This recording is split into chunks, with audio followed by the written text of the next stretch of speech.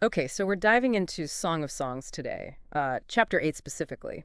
It's known for being incredibly vivid, really poetic about love, desire. Our goal here is to unpack some of that amazing imagery, the powerful statements about love itself that are packed into just this one chapter. Let's just jump right in.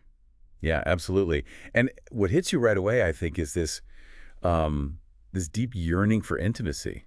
It's expressed almost like wanting a sibling bond, which sounds maybe a bit strange at first, but it's about that closeness that allows for public affection without shame or judgment. She says, if only you were like a brother. If I found you outside, I would kiss you, and no one would despise me. That lack of shame, wanting to be open, that's really striking. And it immediately gets grounded, doesn't it, in this very domestic, nurturing setting, bringing lover to the mother's house, offering spiced wine, pomegranate juice. Exactly. It's love connected to roots, to sustenance. And then, boom, straight to the physical closeness. His left arm is under my head, and his right arm embraces me. It makes all these big ideas feel very real, very human. Right. And before we get to maybe the most famous lines, there's that interesting warning, that charge. Daughters of Jerusalem, I charge you, do not arouse or awaken love until it so desires. Hmm.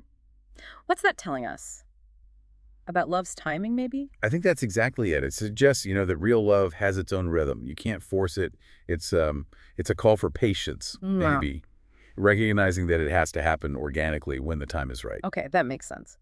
Then the perspective shifts. We see the beloved coming up from the desert, leaning on her lover.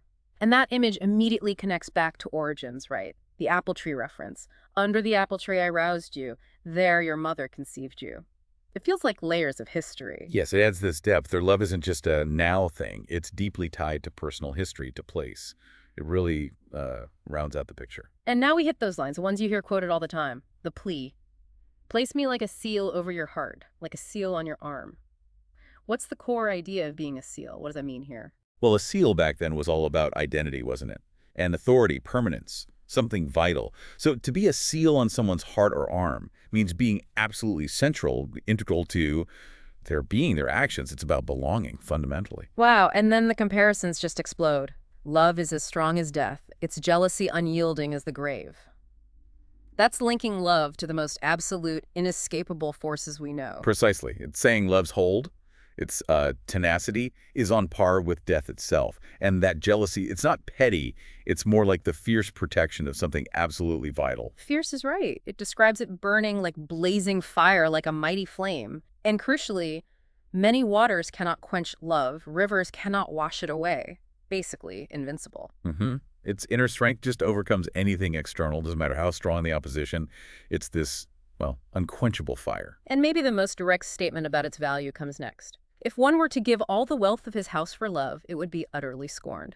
Yeah, that cuts right through. Saying love operates on a completely different value scale than money or possessions. You simply cannot buy it. Trying to do so isn't just futile, it's like laughable, contemptible. Real love is outside that whole system. Okay, then the chapter shifts gears a bit, uses this analogy of a young sister. She's described as either a wall or a door, thinking about the day she is spoken for. What's this imagery pointing to? Readiness? Character? It seems to be about preparedness for commitment, maybe for marriage. Being a wall sounds like steadfastness, right? Integrity, good boundaries, ready. A door might suggest being, well, less secure, Mm-hmm. maybe easily opened or influenced. The contrast for you, the listener, is really between that internal strength versus maybe a lack of it when facing commitment. And speaker herself says, I am a wall and my breasts are like towers. And this status brings contentment in her lover's eyes. Right. So she's claiming that strength, that integrity, maybe faithfulness, and saying that is what her beloved values, what brings peace or contentment in their relationship. It connects her character to the health of the bond. Interesting. There's also that vineyard allegory near the end, contrasting Solomon's vineyard, which is leased out for profit, with the speaker saying, my own vineyard is mine to give. Yeah, that's a great contrast. Solomon's vineyard represents love, maybe as a transaction, Yeah. something for external gain. Hers is personal. It's hers, deeply hers, and she chooses to give from it freely. It really underscores love as voluntary, personal, not, commercial. And the very end, it's this call and response. The lover calling from the gardens, let me hear your voice. And her invitation for him to come away, swift and free, like a gazelle. It finishes on such a dynamic note, doesn't it?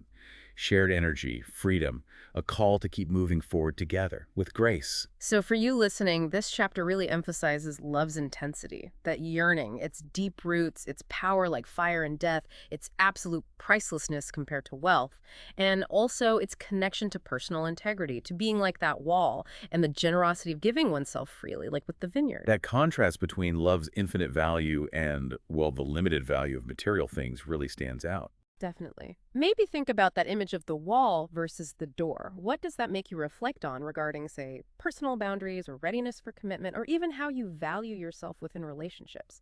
Something to chew on.